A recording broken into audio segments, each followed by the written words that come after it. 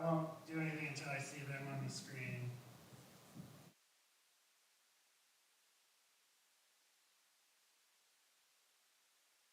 Last hour, so we're trying to. This tech issue.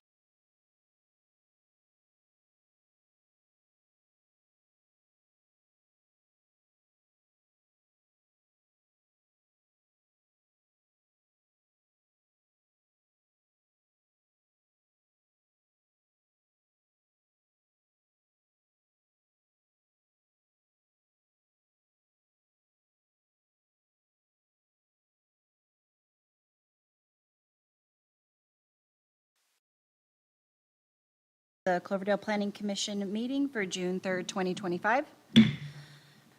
Commissioner Carney, would you please start us off with the Pledge of Allegiance? Pledge of allegiance to the flag of the United States of America and to the republic for which it stands, one nation, under God, indivisible, with liberty and justice for all. Can I please get a roll call? Let the record reflect that all commissioners are present with the exception of Vice Chair AC and Commissioner Wiggy, meaning that Commissioner Williams and Commissioner Frankston will be filling in. Thank you. Do any commissioners have any conflicts of interest at this time? Okay. Moving on to item B, public comments. Is there any person wishing to speak on an item that is not currently listed on the agenda? Let the record reflect there are no public comments at this time. There are no presentations either. Can we get, oh, no approval of minutes, no public hearings. So we are moving on to item, is it F1? Correct. I'm missing the. Thank you, Chair. Since they're not here, you can go there if you want. It's up to you. Sorry, we'll get the seating situated next time too. We don't even have name tags. This item is a request from Thompson Builder Corporations to file a one-year extension on their approval of their project, which was approved. I'm going to let Rolf give the details. Back in, was it 2018, Rolf? It was originally approved, can you hear me? Yeah. It was approved in June of 2022, and administrator or staff approved by administrative one-year time extension in last year in 24. So the conditions of approval allowed for the project for 2 time extensions, 1 administrative and then 1 by the Planning Commission. So the first one, like I said, was done last year by staff, and the second one here is for the Planning Commission for a 1-year time extension for the design review and tentative map. The precise development plan included, was for a 33-lot single-family, detached single-family residential subdivision known as Vista Oaks at the end of Vista View Drive, in between, at the end of Vista View Drive and North Cloverdale Boulevard. And yes, the applicant is present and is here for any questions if you guys have any, but let us know that the request for the time extension is to allow them more time to submit for the building permits and finish the final map. And they expect to do that within the end of the year before the expiration of this time extension which would be June 2026. Rolf, is this the final extension that's available? Yeah, So 1 more year? for the design review and tentative map. Yeah. Are there any public comments? Hold on, we're having a video issue.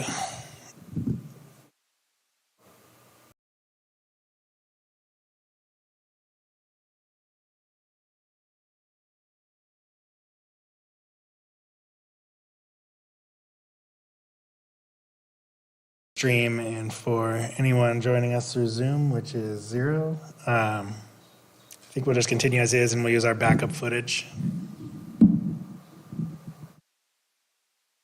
So I'd just say this, it's pretty common for big projects like this to get approved and not be able to start construction within the initial approval time period, which I believe is 2 years. Yeah, So oftentimes they come in and through the Subdivision Map Act, which is a state law, they are entitled to get extensions, but there is a limit to those extensions, and this would be the final extension again, 1 more year. I don't know if everyone's familiar with the project. It's a 33-lot residential, kind of up the hill here. The entrance is across from Hamburger Ranch.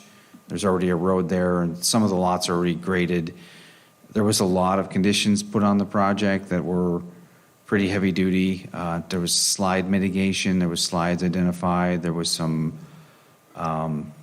pretty expensive retaining walls, I believe, and a bond that needed to be put in place for, I think, 10 years, so that if the city could be assured that any of the improvements that were put in as part of this project would be, if anything went wrong, they would be able to fix those.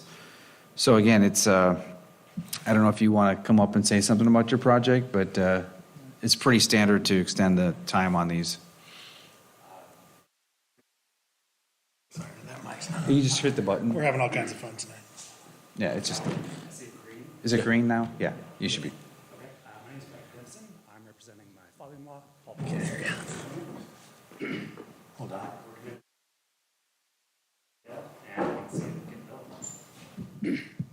The reason for the request is to finish the final map and to take care of the financing. We had a couple banks that we were working with that, the interest rates went up, equity requirements also went up, and we want to make sure that this is something that we can be proud of and that, gets built right. And I would just want to say that we understand that we're at the end of the extensions and that we will get this built. Great. Thank you so much. Are there any other public comments? Okay. Seeing that there's no public comments, is there any comments or discussion from commission? Yeah, straightforward. Can I get a motion? I would move to grant the Hold on, 1 second. Can you turn the volume up? We can't hear anybody. I would move to grant the extension. Yeah,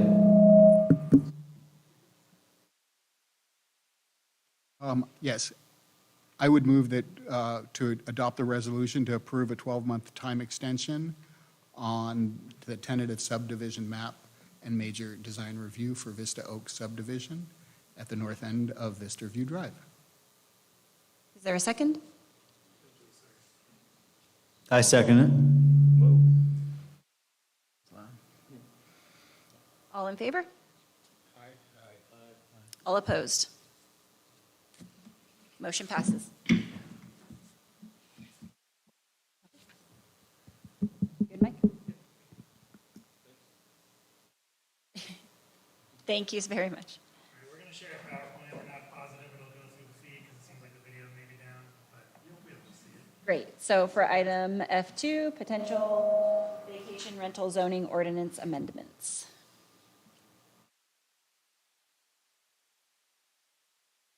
okay, so this item is a discussion of a possibility of expanding the areas where vacation rentals could be allowed, non-hosted vacation rentals. This came out of one of the subcommittee meetings. I'll just give you a little background why we'd even be talking about this, but out of one of the subcommittee meetings, we were discussing, increasing tourism and things like that, and it was kind of brought up that there wasn't a lot of accommodations for people in town, and they thought that maybe this would be a way to do that. We're just looking to have a discussion tonight. This is not, we're not going to be, looking for any definitive direction necessarily. If you want to, we can come back with some recommendations. You can also recommend that we don't pursue this. We could recommend that we pursue it in certain zones and increase the particular zones that it would be allowed. But we're really just trying to start a conversation based on our direction at the subcommittee meeting. Next slide. You want to do this one, Rob? Yeah, so right now there's approximately 4 non-hosted ones in the city, and I say approximately because We know that there's, at least like one that changed property owners. We're not sure. A couple of them are even active, haven't seen them on, like Airbnb and things like that when I do, check, every once in a while for things like that. And so, yeah, we would be looking to, so the existing ones that right now, the non-hosted ones, that they're located in the downtown commercial and the OR district, essentially the residential district just surrounding the DTC. Next slide. And I don't think there could be more that are operating without permits. I mean, every once in a while, one will pop up and we send them a letter.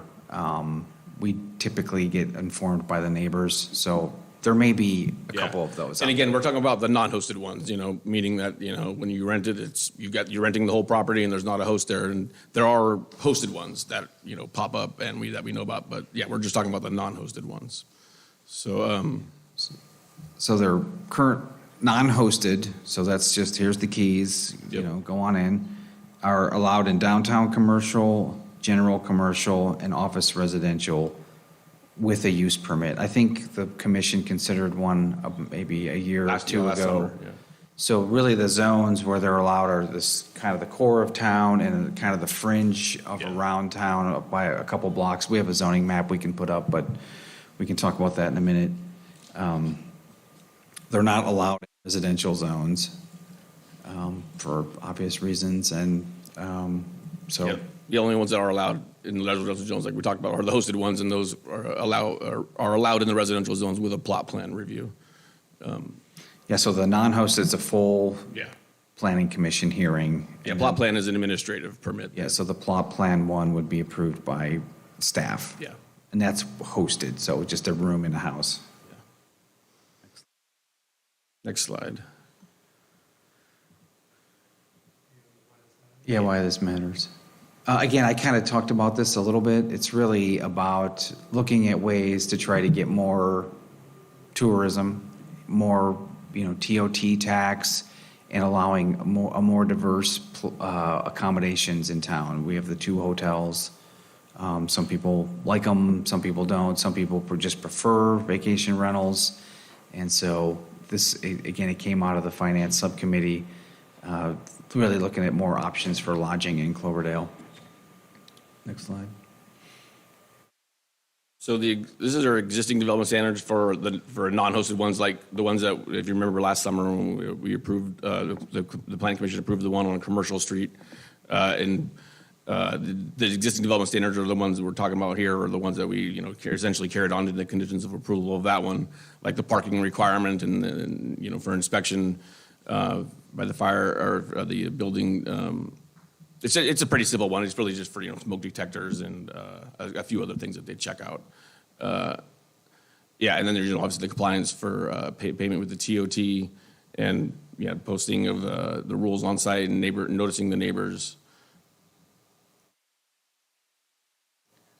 And we always have the, Oh, yeah, with the conditional use. I'm afraid to get too close to this thing, it's starting to feedback. We can always revoke the permits. We have put the strict rules on those, and that's always an option, of course. So that's the existing ones, and I think the next slide shows, it should, I know it says proposed changes, but like Kevin said, we're not necessarily proposing, this is just for a discussion, but, if Ideas. the commission's feeling was to move forward with this, these are just an example of what, some new regulations that could be added that where staff was thinking about if we work to allow these in residential zones, like putting a cap on the maximum number citywide, or like, minimum distance between one or the other, or not more than one on a certain or a particular block, and we're kind of beefing up what quiet hours, what regulations we have on quiet hours in the existing code. And I know this was so the 24-hour talk within someone a person to call in case there's a problem within 24-hour availability within half an hour. I know that was talked about with when the commission approved the last use permit for the vacation rental on Commercial Street. That wasn't one of our standard ones, but again, this is just for talking. If we coming up with new regulations, if the commission wishes to move forward with this, that could be something that we could include in there. And then the last one was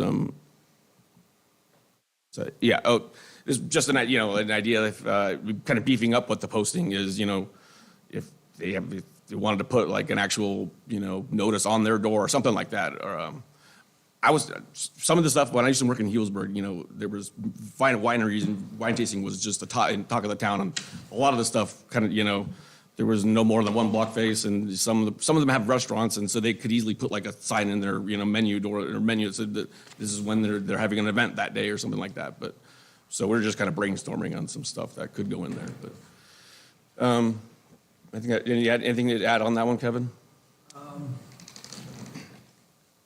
I mean, this is kind of unusual. Most cities are kind of going the other way, clamping down on these. So we can have a discussion about it. I mean, I can report back to the subcommittee that the planning commission's recommendation was to not pursue this. I think it was just kind of, hey, let's see if the planning commission, how they feel about this and if there's any ideas. So let's, I think this is our last slide. There's a map. There's this recommendation in the map, yeah. So I just want to hear what you guys think, and if you think it's a good idea, if it's something we could say, we're going to allow 5 of these permits in town. Each one of them would come to you. We could put the strict rules on them. Like we've already got some pretty good rules. I think like Raphael said, the rule of having the 24-hour contact within 30 miles came out of your guys' suggestions on the last one, which is a good one. So I don't know, we can start a conversation. We could also suggest, one of the things we were talking about back at the office is you can see where they're allowed now is the DTC, which is the red, and that's, downtown, and then the OR, which is it could be an office or a home, so it's office residential zoning. What was the other one it's allowed in now? The GC, which it's not. There's no GC. Yeah, it's kind of sparse. There's a little bit south of where the map is now. There's some, but so it's essentially it's the pink part in the center where the downtown is, and then the purple that's essentially on the right and the left. Kind of the purple just to the south. That's the TOD. So the new would be, or I shouldn't even go there. But right now, yeah, it's the pink, and then that purple on the other side. So, and one thing we were thinking today when we were talking about this was the R2 is generally, you can see that's the darker kind of orange. The orange. It's generally located around downtown is where we would want to encourage this type of it use. extends down the boulevard or north on the. Yeah, it goes up north to, you can see where it goes to. So that could be one suggestion. Or a suggestion could be that we, look at doing this, in all the residential zones, maybe not R3 because it's generally multifamily, but R1 and R2. R1 makes up a majority of the town residential zoning. So those are just some, if we can just maybe go down the line and see what you guys think about this and take notes and deliver that back to the subcommittee. Do you know how many approximate homes are currently in the allowed zoning and how many the new proposed zoning would increase that number by? Not off the top of my head. I would say it's just by looking at the color. If we, I guess it depends on what proposed zoning we're talking about. If we're putting all the residential, then that's a huge amount. That's No, all the current Yeah. So right now they're only in the DTC, DTC and and OR. OR. Yeah, that's not 40, 50 homes. Not that many. I was kind of approximating. Yeah, the map, maybe some 50 to 75. I don't know, something like that. But yeah, the increase would, if it was all residential, yeah, it's all the houses in the city. A lot of the downtown obviously is commercial buildings. There are some homes though, Yeah. right? Yeah. And then Yeah, especially in the OR, or in the, I would say right now it's a pretty limited Yeah. scope of probably where is you like can put 50 actually or less. So it's about 4 out of every 50 homes if we were to use it on a broader scale? Yeah. Is that? Yeah, I'm just guessing by looking at the number of parcels, just trying to, it's the purple and red, so. Pardon? Seems kind of vague. We don't have any specifics, right? Well, the question is how many homes would be able to get and I don't know the answer. I mean, I can get that if you want to, I mean, we could do a simple, GIS analysis of that. I get that it's, at this point, it's just all guesswork. It's a little more challenging, at least from my perspective, to.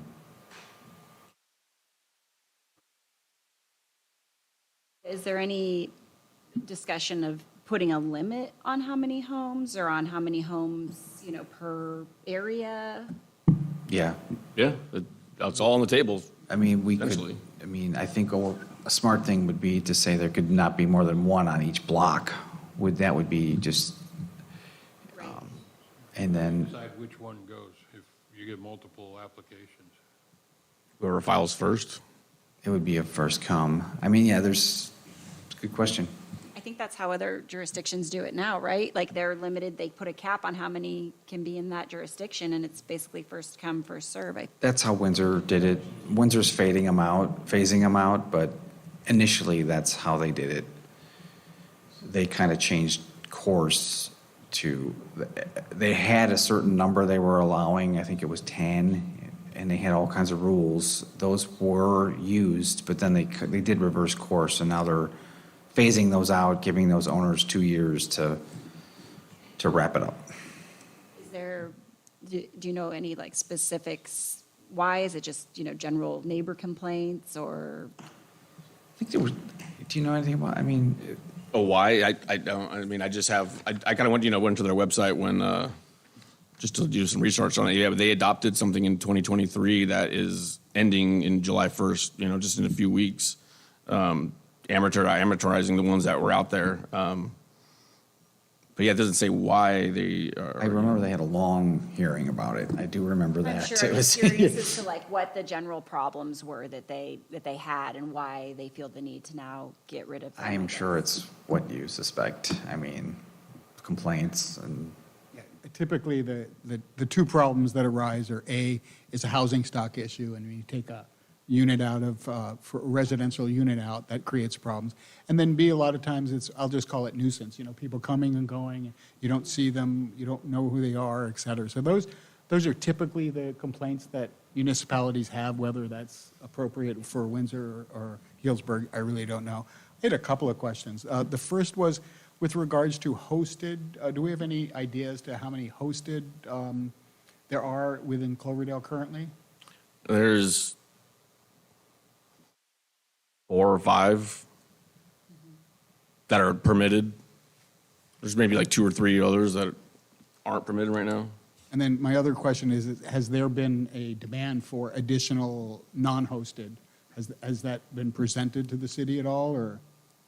there are occasional phone calls. I mean, honestly, my personal opinion is I don't think people there would be an overwhelming number of these being applied for if we made changes.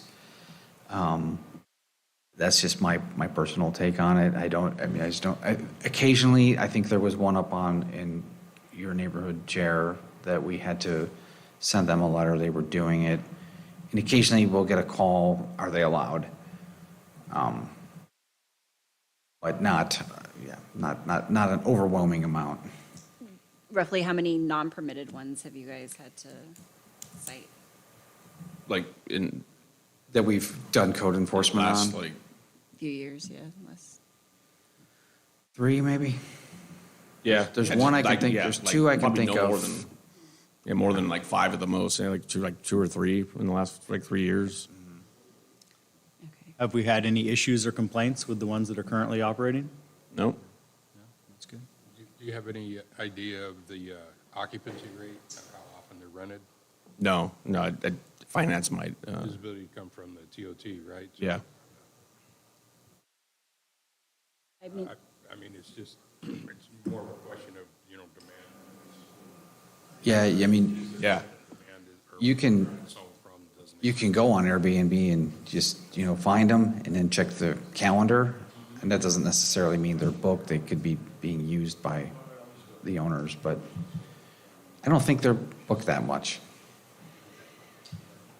yeah, probably just special events and family visiting, right? It's not like it's a destination. I mean, we want it to be, but I'm just saying it's not this, coastal city or something that has this huge demand for Yeah. vacation rentals. I could see a benefit to expanding it so that those kind of bad actors that we currently have are getting the permit and it's being done right and they're having to comply with, regulations and acknowledge the rules. And that, would help neighbors out to have pathways of complaints and objections to it. Yeah, I will say that like the ones that, have been unpermitted, it's, I can't think of one that is like out in an R1, like, out, Del Webb, or they're right around downtown. If they're not, no R, they're in the R2 probably. So yeah, a few bad apples have been right around the downtown area. Took care of that. Is there a path for neighbor complaints? I didn't see anything in there. Do we have anything, or could we, if we are moving forward with it, put anything in there that does have a way that neighbors can make their voices heard if they're having issues and be able to mitigate those, because not everything requires calling a cop, right? Like but, Yeah, that's why we're. maybe they need some mediation. Not. Yeah. Okay. Yeah, like again, this is all up in the air, but one of the things we're suggesting is having a 24-hour contact within 30 minutes or 30 miles, like that the commission came up with last year. But then also, they would be all use permits, and like any other use permit, it's up for revocation if we get complaints, and we could schedule it for a public hearing and for it to be revoked. Okay. Yeah, I was just thinking more like, if it's non-host and there's not somebody there and they've Yeah. got an issue with something, there's nobody there that they could talk Yeah. to. So I mean, being they're- able to have a way to come forward and say, hey, I need this neighbor to do X, Y, and Z, or, whatever it may be. Yeah, I could see something like requiring the operator to reach out to some of the neighbor and give them a phone number and a contact. We talked about maybe part of the vacancy ordinance is that they're supposed to have a phone number on the building. I don't know if we could go that far with it, but something like that where the immediate neighbors or the block would be informed of the guy or whoever is running its phone number. I don't know how effective it would be, but I think it's a good idea. Any discussion have you guys had as far as what kind of management it might take and costs associated with it for staff? Such, I mean, it doesn't. It doesn't sound like there'd be a whole bunch of effort involved. It's hard. It just depends on how many might take up on it, right? Just the question, how much time would it take city staff to manage it? I would assume that there's a number of different areas that staff would need to touch on these, right? Well, there's the use permit, which when we bring it to you guys, but they do pay for that. There's a filing fee. And then there's the accounting side of it, of tracking down the TOT and making sure that they're paying the TOT and squaring that up. Yeah. Go for it. I was gonna say, maybe there could be a fine structure for violation, because every time the city has to step in and rectify that costs money. Any thoughts on that, Daniel? Yeah. In general, I tend to be someone who thinks that housing stock is really important. And so my initial inclination is to kind of keep it limited. But the other thing is, I recognize if we're talking about 5 units currently, and if we're looking at expanding it by maybe another 5 units or so, that might not be so far afield. What I would like to know, though, is what is the TOT, what is the benefit, essentially, to take away this housing stock, what is the city going to get? And so one of the questions that I would have is, what are we currently looking at a TOT collection for the units that are out there? Because that would certainly weigh into my willingness to extend that further. And I do think that if it is going to be extended, it should be done so pretty much around the downtown area and not far afield from that. Those would be my primary concerns. And I do agree with the commissioner that having something in place for the affected people, the neighbors and whatnot, even if it's just a phone number other than the cops that they can call, that would probably be something else I'd really like to see. Anybody else have any? Rafael, has there been any, when you're putting together your notes, any thought about, fire safety? I mean, About as what? far as, how it would be, guests would be informed of evacuation routes in the city, should we have a catastrophe kind of catastrophic event of some sort? I mean, does that even come into play? Is it even really that big of a deal? I think it's follow the crowd, but it's just something that They're before they get their permit, they have to have the fire or the building inspector. Like I said, it's pretty simple. They're checking out like a fire extinguisher and smoke alarm, things like that. I don't know that they require that they have a evacuation map in the house, something like that. Posted with it's not unreasonable to have it posted with the rules, right? Just I so, would think, letter size. also tell them to have yeah, something, right? for sure. Okay. And I can't see this being a huge hurdle for stock reduction, like you were saying, Daniel, right? So or neighborhood disruption. I mean, at least from historically what we've had so far. I think it definitely needs to be capped, and then it can be reevaluated after a certain duration if we have reached that cap, and then there's more people and we get more demand, and then maybe we look at it after, every certain period, we say, how many do we have? How many people are searching for new permits? And we can evaluate our inventory at that time and go from there. What that cap is, but what that cap is, I don't know. I mean, maybe we're just talking about doubling it right now. We're at 4. We could move the marker to allow another 4 outside of that zone, or. What are your thoughts on suggesting the R2? Can you zoom out a little, Mike, so you can look at that again? I think that's good. probably the primary area I would see it. Although, I don't know, I think there's some pretty nice homes up on the west side. Not that there aren't on the east side either, but I'm thinking of kind of like the cottages and stuff that maybe have a pool and different amenities like that might be attractive to people. But again, there aren't a lot of 4 or 5 bedroom homes in Cloverdale, and if we are, and that is where a lot of them are, and if we're allowing those vacation rentals, we are taking them away from potential residents. So that is, I guess, something to consider as well. But to your primary question, I think R2, yes, it would be probably the primary zone where we want to bring those people in and get them coming to downtown and to the events we have.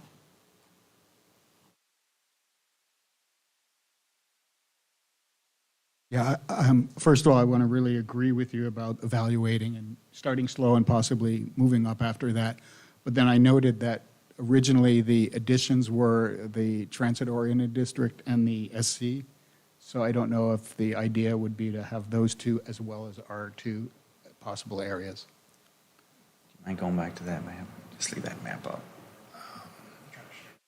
So maybe the cap should be per area, like R2 could be, we allow so many in this vicinity and in this area, and then. I mean, an easy way might be to just say we have 5 available.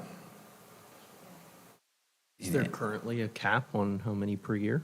There is not, but they have to be confined to those 2 zones. And this is strictly non-hosted? Yes.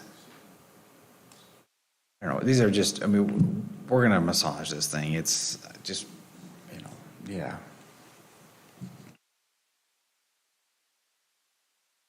Any other comments or questions?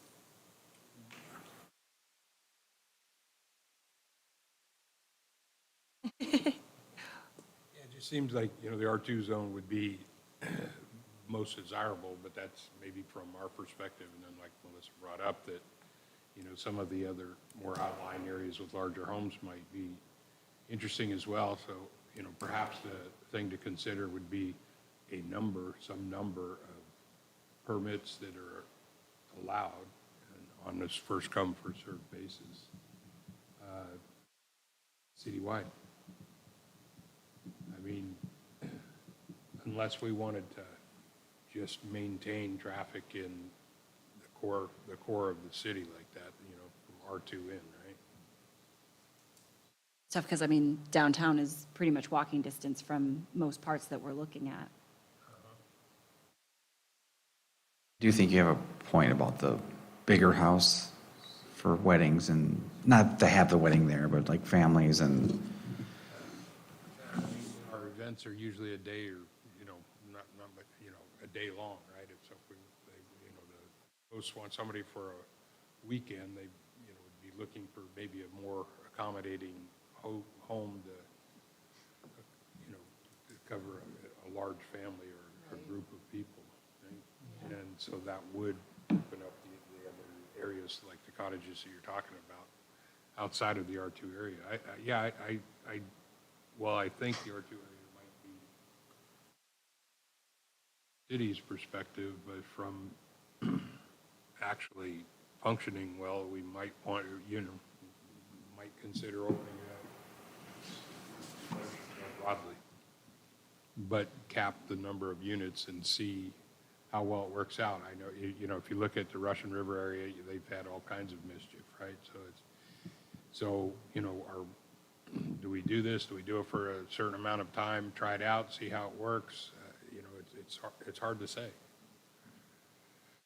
I mean, I'd be open to at least giving it a try, but, probably more so than just that core zone.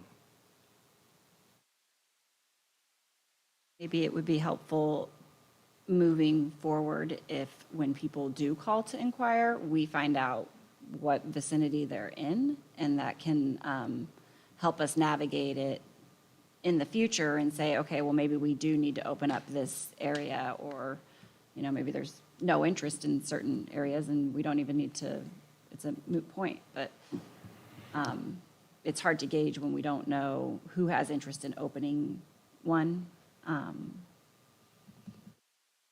You don't want to tell, one group of residents, you get to do this, and tell another group, sorry, you don't. I get the first come, first serve, but at the same time, it's like, how can we, if we put a limit on it and we allow it pretty much wherever and put it at first come, first serve, then we're not telling one group of residents they can do something that another group of residents can't, can or can't. yeah, I think, I like the cap. I like it in a lot of the zones. I don't think people are gonna be kicking the door down to do these. I think there might be a couple that would pop up. Again, the intent was to, help the tourism industry, to give people different options on where they can stay. I mean, I always rent houses wherever I go, so I do understand that. So I can take what you guys have said and bring this to the subcommittee, which is happening next Tuesday, and see where they want to go with it. If they tell me to come back, I mean, we may be coming back in the future with more information and more, we're not going to move fast on it. I mean, we can try to quantify the TOT. You wanted Commissioner Frankston and a cap, maybe look at some other cities that are doing it, come up with some, I think we've got some good ideas on the rules. There's a lot of rules in there, and we just got a few more. So if it's okay with the commission, I would like to present this to the subcommittee next week, see what they tell me, and I'll report back either way. I mean, they may have changed their minds, or we may be back with some more concrete things to keep refining. All right, thank you. It's good. Moving on to item G, commissioner reports. Do we have any commissioner reports today? Department reports. I'd like to introduce one of our new council members, Mark Lasky. He's the Planning Commission liaison, so he'll be here when he can to enjoy our wonderful conversations. Take it away, Mark. Welcome. Chair, Commissioners, just like Kevin said, I'd just like to introduce myself. I'm the Planning Commission liaison. When Gus resigned, I was duly appointed, so I'd like to once again introduce myself, and my door's always open.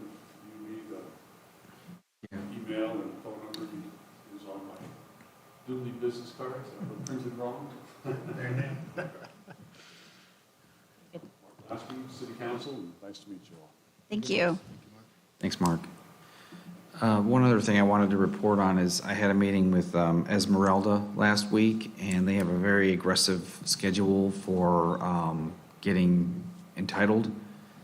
So there's going to be a lot coming your way, not right away, but they do have a pretty aggressive schedule. So right now they're completing the sequel work, the redesign work, and there's all kinds of planning, precise development plan, the plan development, and all those things that you guys are going to be diving into. And they're also planning to have at least three community workshops that don't necessarily involve you unless you want to attend, and I would encourage that. They're not scheduled yet, but he really wanted me to let the commission know that they are working hard and it's going to be coming forward, and there's going to be some heavy lifting on the commission's part in the next 6-8 months.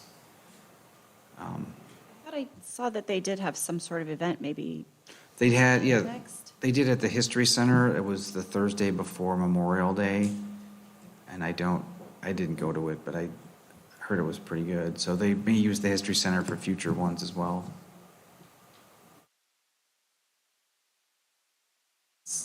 That's the end of my report. Reports, any commission direction on future agenda items? Anything anybody wants to see added to the agenda? Okay. Alrighty then, I'd like to adjourn the June 3rd, 2025 Cloverdale Planning Commission meeting. Next Planning Commission meeting will be the August 5th. Well, unfortunately, we may have to have a special one in July. We didn't tell Mike about that yet. Okay, so until August, July 1st, we'll have a special. No, yeah. We'll see. yes. no There's some problem. timely Thank you for that. things. Appreciate it. Okay, so call this meeting adjourned at 6:46.